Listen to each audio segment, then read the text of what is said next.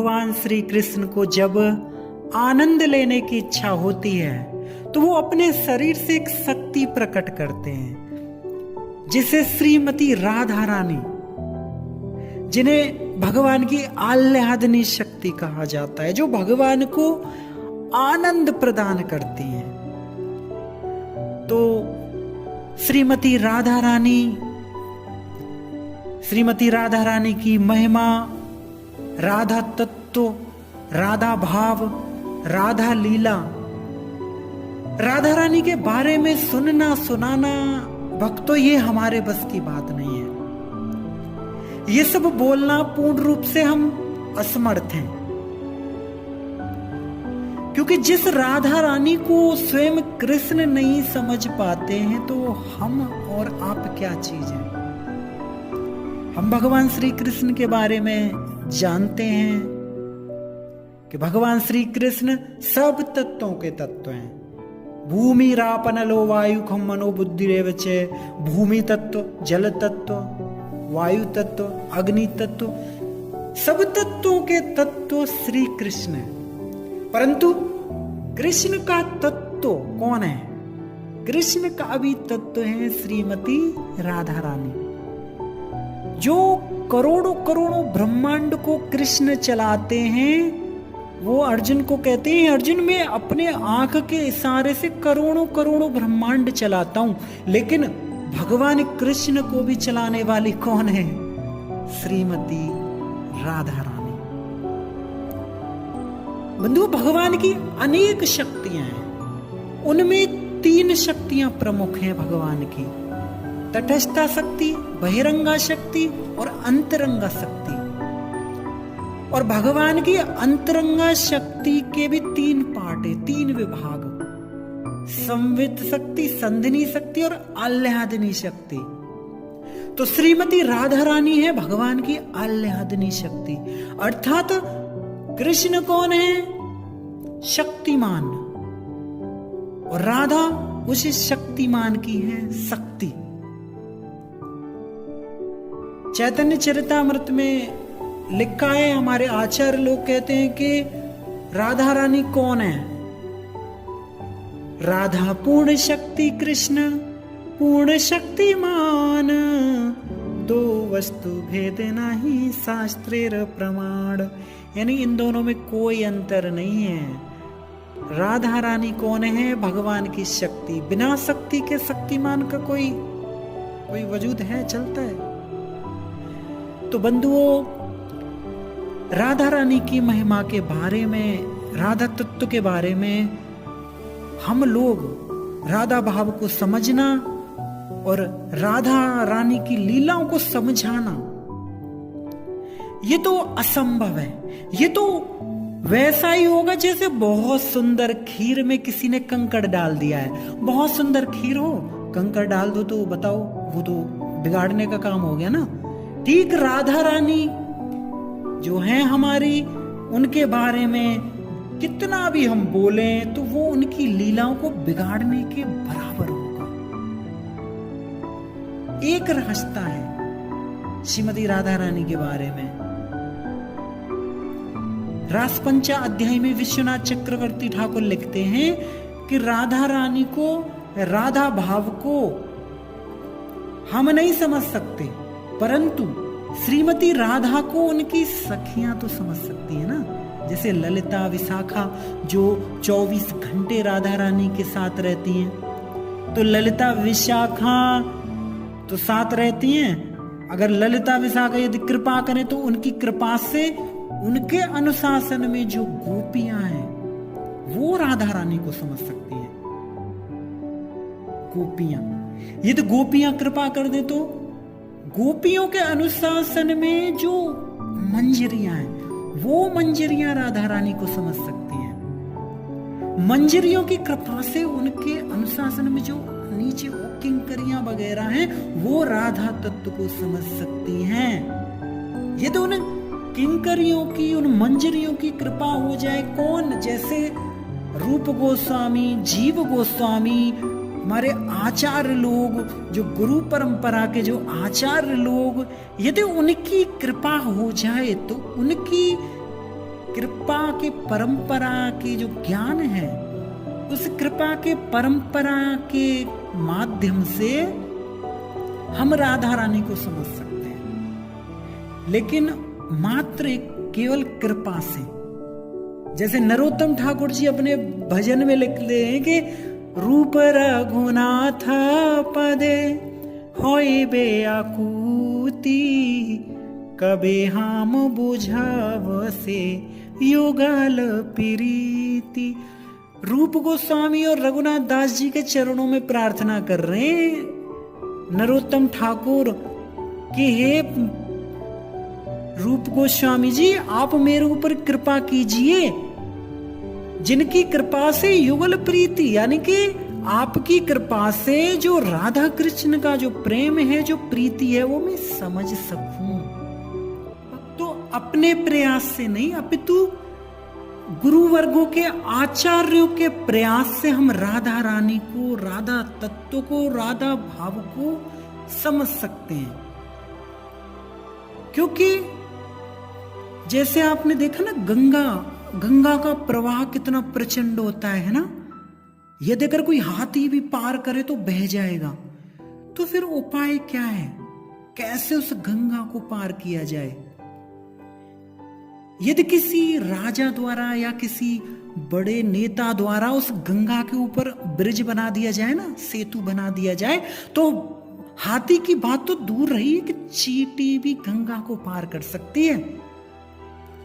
तो बंधुओं, ये राधा तत्व, राधा लीला, ये सब गंगा के प्रवाह के समान है, जिसका हम पार नहीं पा सकते। परंतु हमारे आचार्यों ने ना एकदम एक सेतु सा बना रखा है ना, जो हमारे जो पूर्व आचार्यों ने जो राधा रानी के बारे में जो कह रखा है ना, अगर उसके एज इट इज पढ़ा जाए, बोला जाए, अपनी बुद्धि को, अपने मन को ज्यादा ना चला के, जो आचार्यों ने जिन बातों को बोला है राधा रानी के बारे में, उनको दोहराया जाए, तो राधा तत्व को हम समझ सकते हैं और दूसरों को भी समझा सकते हैं। फिर तो उनकी कृपा से, गुरु आचार्यों की कृपा से हम राधा रानी को, उनके बारे में कुछ बोलने का प्रयास करेंगे। यदि अगर हम भक्तों, अगर सीधे अगर हम ग्रंथों को भी पढ़कर अगर बोलेंगे, तो ना तो हम समझ पाएंगे ज्यादा, ना बोल ही सकते, क्योंकि जो सारे वेद पुराण या उपनिषद है ना, ये एक समुद्र के समान है। देखा ना आपने, समुद्र में आपने देखा कितना जल है ना, लेकिन एक गिलास भी आप पी नहीं सकते हैं, है ना। ठीक उसी प्रकार वेदों शास्त्रों में बहुत सारी बातें हैं, लेकिन उसे डायरेक्ट हम कभी नहीं समझ सकते हैं। परंतु उसी समुद्र का जल बादल अपने अंदर न सोच लेता है, खींच लेता है, और फिर वर्षा रूप में वो सब के ऊपर बरसा देता है। फिर वह बादल से गिरा हुआ जल एकदम पीने लायक हो जाता है, मीठा मीठा, है ना। तो वेद जो है वो समुद्र के समान है, और जो गुरु आचार्य लोग हैं वो बादलों के समान है, जो वेदों के सार को खींच लेते हैं। और हम जैसे जो साधारण जीव, उनके ऊपर वो कृपा की वर्षा करते हैं, जिससे कि हम इन वेद पुराण, इन आदि को हम समझ सकें। तो उनकी कृपा से हम कुछ बोलने का प्रयास करेंगे राधा रानी के बारे में। बंधुओं, जो श्रीमती राधा रानी है, वो नित्य जगत जो गोलोक वृंदावन है, वहां भगवान श्री कृष्ण की वो पत्नी है। वहां पे नित्य लीला में उन्होंने जो यहाँ पे पृथ्वी लोक में लीला की, हालांकि यहाँ वो उनकी पत्नी नहीं थी, लेकिन वो नित्य जगत में वहां पे उनकी पत्नी है। तो एक दिन भगवान कृष्ण गोलोक में बैठे हैं और सोच रहे हैं कि जो आनंद इस दुनिया के लोग ले रहे हैं ना, पृथ्वी लोग, ये आनंद हम नहीं ले पा रहे। देखो, तत्व बहुत बड़ा तत्व भगवान है। अब साधारण तरीके से हम अगर जैसे समझें, जैसे जो आनंद देखो संसार में रिस्ट्रिक्शन, मतलब जो छुप छुप के चोरी छिपे मिलने में जो आनंद मिलता है ना, वो अगर किसी के सामने आप 24 घंटे बैठे रहो तो मतलब वो उतना आनंद नहीं आता। तो इसको बोलते हैं विप्रलंब रस। यानी कि जैसे छुप छुप के मिलना, जैसे शादी से पहले एक लड़का लड़की मिलते हैं ना, सुबह से शाम तक बातचीत करते रहते हैं ना, फिर भी उनको जो आनंद है वो कम नहीं होता है ना। तो शास्त्रीय भाषा में इसको बोलते हैं परकीय रस, यानी विप्रलंब रस। तो उसी की बात समझाने के लिए भगवान ने क्या किया, वो अपने धाम में देखा कि अब राधा रानी तो यहां मेरी पत्नी है, तो जो आनंद विवाह से पहले लिया जाता है वो आनंद तो हम ले ही नहीं पा रहे हैं यहां, है ना। तो भगवान ने सोचा बैठ कर के अब तो वो आनंद लेना है, कुछ भी हो जाए छिप छिप के मिल के आनंद लेना है पृथ्वी लोक पे हमने भी। तो भगवान ने एक प्लान बनाया, क्योंकि ये आनंद गोलोक में तो है ही नहीं, संभव भी नहीं है। तो उस आनंद को वो पृथ्वी पर लेके आना है उस आनंद को। तो उस आनंद को पृथ्वी पर लेने के लिए फिर उनको जाना पड़ेगा वहां पे। अब तो श्री राधा कृष्ण तो वहां पे पति पत्नी है। तो एक बार वो राधा रानी को बोलते हैं कि राधे मेरी ना इच्छा हो रही है कि हम पृथ्वी पर जाएं, मेरी पृथ्वी पर जाने की इच्छा है, आप चलोगे ना मेरे साथ। तो राधा रानी ने तुरंत मना कर दिया, बोला आपने जाना है जाओ, हमने नहीं जाना। श्री कृष्ण बोलते हैं कारण क्या है। श्रीमती राधा रानी कहती हैं यत्र वृंदावन नास्ति न यत्र यमुना न यत्र गोवर्धनो नास्ति तत्र में न मनः सुखा। श्रीमती राधा रानी कहती है कि सच कहूं तो कृष्ण जहां गोवर्धन नहीं है, जहां वृंदावन नहीं है, जहां श्री यमुना जी नहीं है, वहां मेरा मन बिल्कुल भी नहीं लगता है। तब श्री कृष्ण कहते हैं राधे अगर यदि गोवर्धन यमुना जी श्री वृंदावन को अगर मैं धरती पर उतार दूं तो तुम पक्का चलोगे ना। तब राधा जी कहती हैं कि हाँ तब मैं आ सकती हूं। तो भगवान श्री कृष्ण ने एक एक करके वृंदावन यमुना गोवर्धन सबको नीचे उतारा, यानी कि उनकी भी अलग अलग लीलाएं थी। ब्रह्म वैवर्त पुराणों में, अन्य अन्य पुराणों में, गर्ग संहिताओं में, मतलब उनका वहां विस्तार से वर्णन है कि कैसे भगवान ने वृंदावन को उतारा, कैसे यमुना जी को उतारा, कैसे गोवर्धन को उतारा, है ना। तो ये सब धरती पर आ गए। अब भगवान सोचते हैं कि राधा रानी को तो मतलब सीधे तो ये ऐसे जाएंगी नहीं, तो कुछ ना कुछ तो लीला करनी पड़ेगी। तो वैवर्त पुराण में, जो ब्रह्म वैवर्त पुराण है, उसमें बहुत सुंदर लीला है कि गोलोक में ना एक भगवान के साथ एक विरजा नाम की वहां पे एक सखी रहती हैं। तो भगवान क्या करते हैं, वो कृष्ण रोज घर से निकल पड़ते हैं और रात को मतलब घर पर आते हैं। उस विरजा नाम की सखी के साथ वो वहां पे दिन भर रहते हैं जंगल में और रात को घर आते हैं। अब तो मतलब रोज आना, मतलब वो आते थे जाते थे। तो राधा रानी सोचने लगी कि ये रोज मतलब सुबह सुबह निकल जाते हैं, शाम को इतना लेट आते हैं। तो एक दिन पूछने लगी राधा रानी, हे कृष्ण आप कहाँ जाते हो। तो श्री कृष्ण बोले कि मुझे ना एकांत में रहने का मेरा मन होता है बहुत। तो आजकल मैं थोड़ा वन में मेरा अच्छा लगता है एकांत में, तो मैं मतलब वहीं जाता हूँ, क्योंकि वहां पे भगवान अगर वास्तव में तो वो एकांत तो था नहीं, वो तो घंटों घंटों तक वो विरजा सखी के साथ विहार करते थे रोज। तो इस प्रकार से क्या हुआ कि एक दिन राधा रानी को बिल्कुल सक्साई हो गया और कृष्ण जब घर से निकले तो राधा रानी ने भी उनका पीछा करना शुरू कर दिया, है ना। कृष्ण और विरजा सखी थे, वो बैठे थी। तो दूर से उन्होंने देखा कि राधा रानी आ रही हैं। विरजा सखी तो एकदम डर गई और वो नदी बन गई, क्योंकि वो तो चिन्मय धाम है, वहां गोलोक है, वो तो एकदम नदी बनी और वहां पे बहने भी लग गई। श्रीमती राधा रानी आई और देखा कृष्ण अकेले बैठे, नदी बह रही है, तो सोचने लगी मेरे पति झूठ नहीं बोल रहे, एकांत में ही तो बैठे हैं। तो कृष्ण ने भी वहां कहा, राधे तुम क्यों आई, तुम तो मुझ पर ऐसे ही शक करती रहती हो। तो अब ऐसे ही चलता रहा कुछ दिन। तो एक दिन राधा रानी ने ना ऐसा किया कि जब वो कृष्ण और विरजा सखी जो उनकी है, वो जब वो वहां विहार कर रहे हैं, जब वो वहां बैठे हैं, तो एक बार श्रीमती राधा रानी इस प्रकार से आई कि मतलब कोई उन्हें देख ना पाए। कृष्ण और विरजा बैठे थे, राधा रानी ने क्या किया, वो किसी और रास्ते से आ गई और कृष्ण विरजा सखी को वहां पे उन्होंने पकड़ लिया। राधा रानी को बहुत क्रोध आया, बोली मैं रोज रोज पीछा करती हूं, ये तुम्हारा एकांत है कृष्ण, मैं तुम्हें श्राप देती हूं कि तुम इस प्रकार, बहुत मतलब वो गुस्सा हो गई क्योंकि उनका क्रोध ज्यादा चढ़ गया। उन्होंने क्या किया, पहले विरजा नदी को उन्होंने श्राप दे दिया।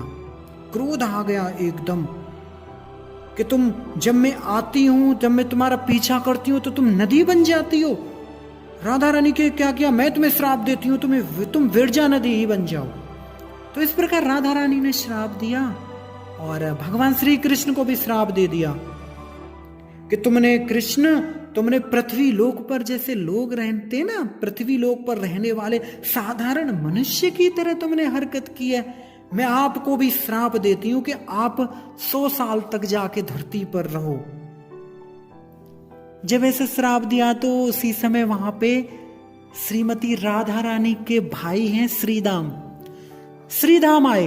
उन्होंने देखा राधा बहुत गुस्सा है और पता नहीं श्राप भी दिए जा रही है।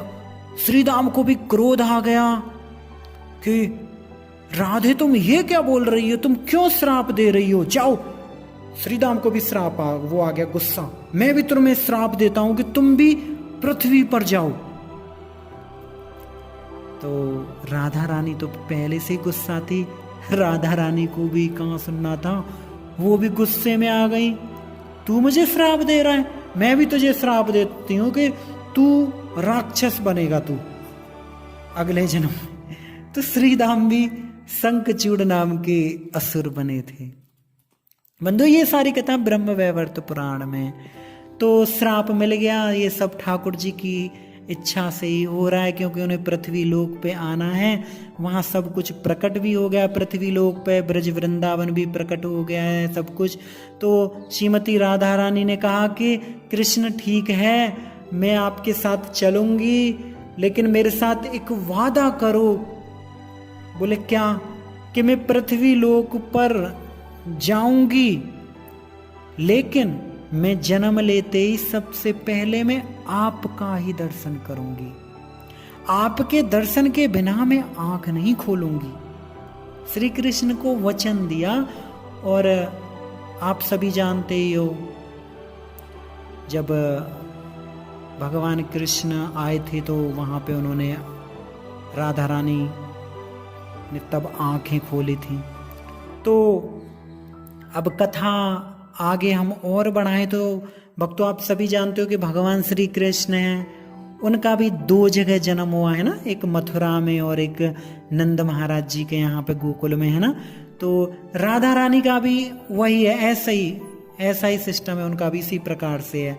आप सब जानते हैं ना, भागवत में और रामायण में भी वर्णन है कि शिव जी की पत्नी जो सती जब दक्ष प्रजापति के यहाँ गई थी यज्ञ में, तो वहां उन्होंने अपने प्राण त्याग दिए थे, है ना।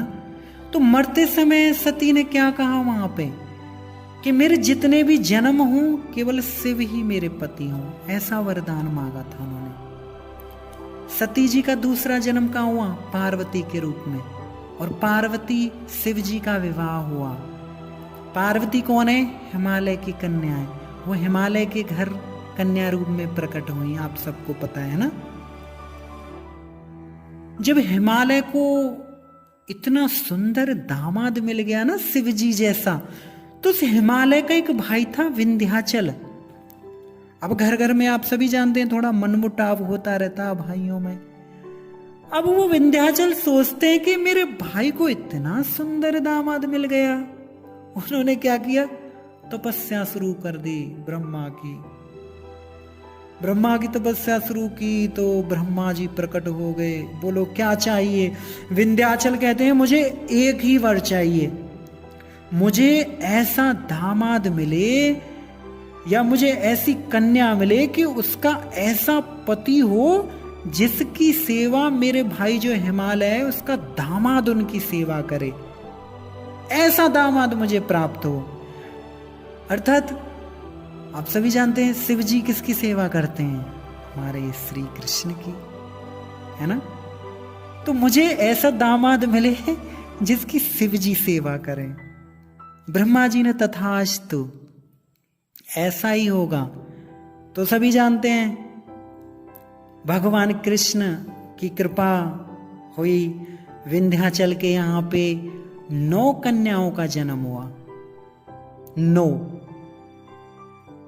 दूसरी ओर कृष्ण लीला में आप जानते हैं कृष्ण जब आए मथुरा में वसुदेव देवकी के यहाँ, तो जब वसुदेव जी जो है कन्हैया को लेके गोकुल गए और उस कन्या को लेके जब वो वापस आए कंस की कारागाह में, तो उसने क्या किया? कंस ने उस कन्या को जैसे उठाया था हाथ से, तो वो हाथ से फिसल के कन्या ऊपर आकाश में उड़ गई थी। और उसने क्या आकाशवाणी की कि अरे मूर्ख, तुझे मारने वाला वो तो जन्म ले चुका है।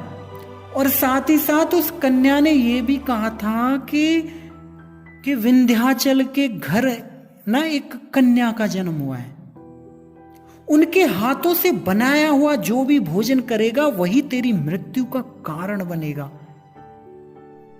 आप सब जानते हैं कंस ने पूतना भेजी। कंस ने जब गोकुल भेजा ना, उससे पहले विंध्याचल में भेजी थी अपनी पूतना को मारने के लिए कि उनकी जितनी कन्याएं सबको मार दो। वहां 9 कन्याएं थी और वो पूतना आई और विंध्याचल के यहाँ, और उन 9 कन्याओं को उसने अपने हाथों में लेके आकाश में उड़ गई। विंध्याचल जी घर आए तो देखा कन्या ही नहीं है। उन्होंने क्या किया? यज्ञ करवाया और यज्ञ के प्रताप से, जो मंत्रों के प्रभाव से, वो तो पूतना तो आकाश में बच्चों को लेके जा रही थी, लेकिन जब यज्ञ उन्होंने करवाना शुरू कर दिया तो मंत्रों का इतना प्रभाव था कि पूतना की शक्ति कमजोर होने लगी।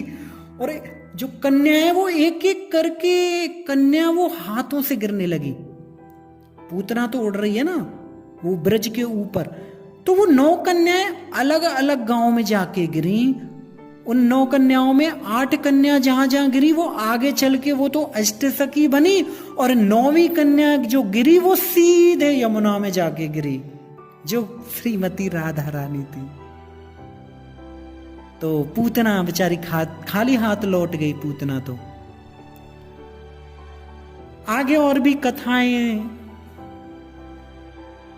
अब वो 9वीं कन्या तो मतलब वो यमुना जी में तैर रही है। तो एक और कथा है दूसरी ओर सतयुग में कि सुचंद्र नाम के एक राजा, उनकी पत्नी का नाम कलावती, उन्होंने बहुत वर्षों तक तपस्या की। तपस्या से ब्रह्मा जी प्रसन्न हुए, प्रकट हुए। सुचंद्र कलावती कहते हैं कि हमें आप ऐसा वरदान दीजिए कि हमारा दामाद साक्षात भगवान हो। तो ब्रह्मा जी ने तथास्तु कह दिया। तो वही सुचंद्र जो है वो गोकुल में सर्वभानु और पद्मावती के पुत्र रूप में प्रकट हुए। उनका नाम क्या था? वृषभानु। और उनकी जो पत्नी थी सुचंद्र की, जो वो थी कलावती। कलावती जो थी वो कीर्तिदा मैया के रूप में वो प्रकट हुई। इन दोनों का विवाह जो है वो नंद महाराज जी ने ही कराया था। तो वृषभानु और कीर्तना दोनों बरसाने में रहते हैं। अब इनकी बहुत लंबी उम्र बीत गई, बुढ़ापा भी आने वाला था, विवाह हुआ, समय बीता, कोई संतान नहीं थी। तो एक दिन ना ये दोनों रावल में आए, क्योंकि वृषभानु जी भी बहुत मतलब धनी थे, उनके पास भी 12 लाख गायें थी उनके पास। तो कृष्ण के जो पिताजी नंद महाराज, उनके पास 9 लाख गायें थी। तो वो रावल में उनका आना जाना होता था, तो वहां भी उन्होंने अपना एक घर बना रखा था। तो उस रावल में उनके द्वार के पास यमुना बहती थी। तो एक दिन कीर्तिदा मैया अपनी सखियों को साथ लेके यमुना में स्नान करने गई और सुंदर सुंदर कीर्तन करने लगी। और जो उनके साथ जो सारी सखियां हैं वो प्रार्थना कर रही हैं कि हमारी जो कीर्तिदा मैया की जो कोख है वो सूनी है, हे भगवान आप ऐसी कृपा कर दो कि इनकी सूनी गोद भर जाए। तो वो तो इस प्रकार से यमुना में स्नान प्रार्थना कर रही थी कि उन्होंने देखा कि एक उत्तर दिशा से ना एक सहस्त्र दल कमल ना बहते हुए आ रहा था दूर से। उनकी दृष्टि उस कमल पर पड़ी, वो एकदम सोने की तरह चमक रहा था। दूर से बहते बहते वो कमल जब धीरे धीरे उनके पास आया तो उन्होंने देखा उस कमल में एक बहुत सुंदर सी कन्या खेल रही थी। उन सारी सखियों ने कहा, देवी भगवान ने लगता है तुम्हारी सुन ली आज, अरे भगवान ने ही तुम्हारे लिए भेजा है। तो जैसे कीर्तना मैया ने उस कन्या को उठाया तो उन मैया के स्तन से दूध अपने आप स्तन से उनके दूध रिसने लगा। उन्होंने वहां पे उनको स्तनपान कराया। तो कीर्तिदा मैया और वृषभानु जी लंबे अरसे बाद उनके यहाँ एक कन्या रत्न प्राप्त हुई। रावल में ये कन्या प्राप्त हुई और तुरंत बरसाने में वो चले गए। तो बरसाने में गए और सारे ब्रजवासियों को भी पता चल गया कि वृषभानु जी के यहाँ एक सुंदर लाली ने जन्म लिया है। और तो भैया सारे ब्रजवासी सुंदर सुंदर उपहार लेके बरसाने में आने लग गए। बहुत सुंदर उत्सव वहां मनाया गया। नंद बाबा जी को पता चला तो उन्होंने क्या किया, कन्हैया को भी साथ लेके वो भी राधा रानी के जन्म की बधाई देने वहां बरसाने वो जाने लगे। तो जब वो गए तो राधा रानी का जब जन्म हुआ तो राधा रानी का बंधु वो जन्म से वो मतलब उन्होंने अपनी आंखें नहीं खोली थी। वृषभानु जी परेशान थे कि कहीं इनको कोई प्रॉब्लम तो नहीं है, कोई परेशानी तो नहीं है। लेकिन जैसे ही छोटे से कन्हैया राधा रानी के पालने के पास गए, राधा रानी को देखा, कन्हैया कहते, राधे देखो कौन आया है। कृष्ण की आवाज सुनकर राधा रानी ने अपनी आंखें खोल दी और सबसे पहले श्रीमती राधा रानी ने श्री कृष्णचंद्र के दर्शन किए और राधा कृष्ण बड़े प्रसन्न हुए। बोले श्री राधा कृष्ण भगवान की जय।